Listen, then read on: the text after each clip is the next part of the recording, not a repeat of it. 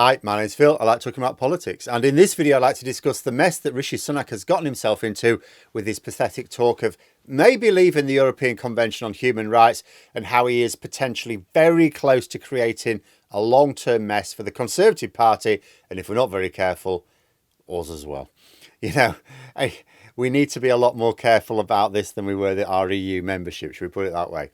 So a Times article is talking about the views at the top of government of leaving the European Convention on Human Rights. Now, the article itself is very irresponsibly written in that it talks as if leaving the convention were a matter for the Prime Minister.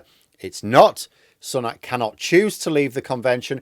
He can choose to make it Conservative Party policy. He can choose to put it in the manifesto, but he cannot simply choose to leave because he has no public mandate.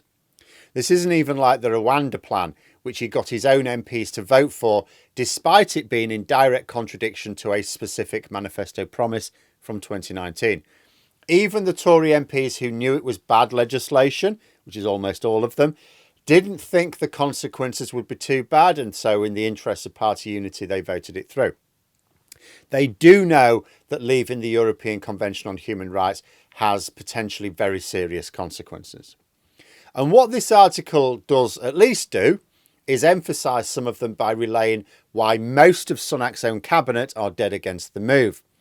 The Good Friday Agreement is a bit of, it's built on the scaffolding, on the idea of the UK and Ireland being joint signatories to the convention.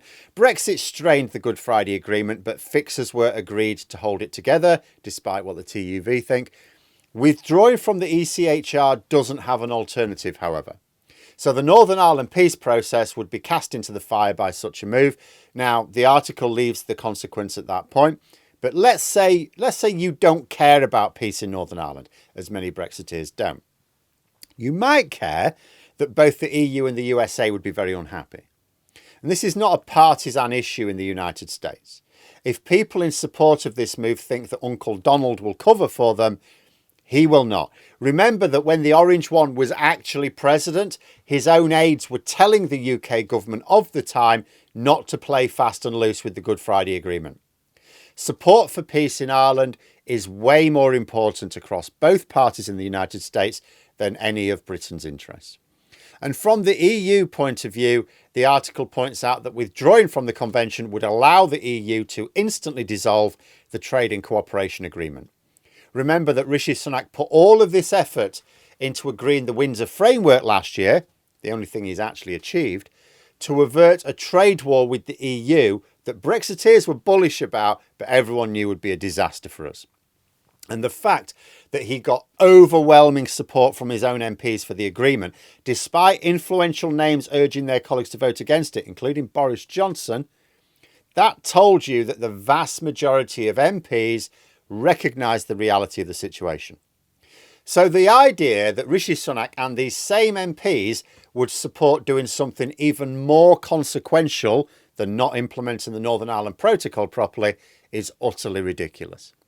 Sunak's reasoning is also spurious. He says he is prepared to leave the ECHR if the European Court of Human Rights blocks flights to Rwanda. But it is the UK Supreme Court, based in London, and whose members are 100% senior British judges, who are blocking the flights to Rwanda. They made it explicitly clear in their ruling that although the plan was in breach of the European Convention on Human Rights, that even if we were not signatories, the plan would still be unlawful because it's in breach of other international and domestic laws as well. So those advocating leaving the convention, they're not doing so because of anything to do with asylum policy. It's because they are extreme free market capitalists who want to remove all laws and regulations in this country. They will not be happy until Britain is a pirate island. They can gain control of a government to abolish domestic laws, but not international laws. So they need to get our government to withdraw from those laws instead. It didn't end with Brexit. It won't end with the Council of Europe. I mean, let's say we go down this path and we leave the Council of Europe and we still can't do things. Oh, is that pesky UN law? What are we going to do? What are we going to do? You know, leave the UN? Give up our seat on the Security Council? Are we going to do that? And then what? So no, this has got nothing to do with asylum. But this also creates a problem for the Conservative Party long after Sunak has gone. If the so-called moderates carry on standing back here, as they've been doing for 10 years to no good for themselves. Like, first of all, you might imagine that Sunak's dangling the carrots here in order to attract the voters being lost to Reform UK. Now, that, unless Sunak's prepared to do this, that doesn't make sense to me. Because if that is actually his thinking, I think he's sunk to a new level of stupid. But I think there's a more likely reason. But before I go over that, so imagine what happens to the Conservative Party long term. So Rishi Sunak cannot withdraw from the convention. He can put leaving it in the manifesto, or, more likely put a referendum on leaving in the manifesto. If that ends up in the manifesto, it will then be Conservative Party policy for years to come. Because let's be honest, regardless of what the next leader really thinks about the policy, they won't have the authority to drop it. As soon as a new leader replaces Sunak, the first thing they'll be asked is, are you going to commit to leaving the European Convention on Human Rights? They'll have had to agree this during the leadership contest, so they will be committed. You would imagine the Tories will have to be in opposition for quite a few years and have to burn through some pretty rubbish leaders before they finally get tired of not having power and swing behind someone who is both plausible but also insists on dropping the crap policies. But having the policy for so long may harden attitudes within the membership and amongst many Tory MPs. Dropping the policy may end up being something they do reluctantly for the sake of electoral strategy, but then restart the second they're back in power. Because the Conservatives, unlike, more sensible parties, they think nothing of rewriting their manifesto after the election. So this could end up being the second Brexit, a policy that festered while the Tories were in opposition, but didn't take long to come back once they were in power again. Obviously, the only solution for the country at large is electoral reform. We need to prevent a majority of MPs ever supporting something like this. But in the meantime, if Sunak makes this a formal policy, then he makes it impossible for moderates in the party to even attempt to rebuild their party. So although they've gone quiet about an awful lot of self-destructive policies over the years, I think there's a good chance they make a stand on this. I think there's a good chance this doesn't end up in the manifesto. I don't think they're likely to allow Sunak to commit themselves to it, because then it's like, okay, you're crashing and burning, we get that.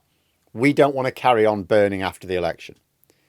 In fact, some of these MPs may think it'll cost more votes than it wins. Consider the sort of voters that this policy might appeal to are the seats that the Tories have got no chance of winning. They won some of them in 2019. They've got no chance now. Their key battlegrounds now are the seats that used to be safe Tory seats but aren't anymore. So it's more traditional Conservative voters that they need to be appealing to. Those are the real battlegrounds of this election. But if Sunak doesn't put something like this in the manifesto in some form, he can't use it to attract the sort of voters who can be conned into thinking that losing their human rights is a good thing. It's all right dangling the carrot now, but the manifesto is published before any votes are cast. So I think this is probably not about trying to win back those Reform UK voters. I'm not sure it makes enough sense.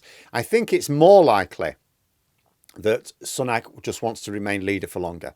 I think he's dangling the carrot for his own MPs to persuade those who want to leave that he's going to give them what they want. He said this week he would be willing to leave the European Convention on Human Rights if Strasbourg continues to be able to block flights to Rwanda. So if flights to Rwanda continue to be blocked, in other words, if his Rwanda safety bill doesn't work, either because it doesn't clear Parliament in a form he would like or it doesn't work, his MPs can take that to mean, well, he's already given a commitment that if he can't stop the European Court of Human Rights with his legislation, then we will leave the European Convention on Human Rights. And how is this to be realised? Well, he needs a public mandate. They know he can't just do it. So he'll have to put something in the manifesto and let his successor eventually deliver it once they return to government. Because for these people, we can look at the situation and go, well, they're not returning to government anytime soon. But for these people, they think they can win power immediately again. They genuinely believe that they'll only be in opposition for one term, and that the route to power is getting rid of wets like Rishi Sunak being in charge. Put it in the manifesto, get the debate raging in the public, get a true believer in charge of the party, and 5 years later, Bob's your uncle, they're cooking on gas again. Now, I don't think Sunak really does intend to put it in the manifesto. I mean, who knows these days? But the manifesto isn't published until the election's called. And once the election is called, Sunak is then safe from any attempt to oust him until after the election, when he'll just resign anyway. So it makes more sense for me for this dangling of the carrots to be more about his own MPs than Reform voters. I'm not sure he's all that bothered about voters in reality. This is all the time he's been leader. It's always about stopping those MPs ousting him before he's made as much money as possible. But there we are. Those are my thoughts. If you enjoyed the video, please subscribe for further content and click the like button. You can also sign up for memberships if you'd like to support the channel further. Thanks for watching. Until next time, I'll see you later.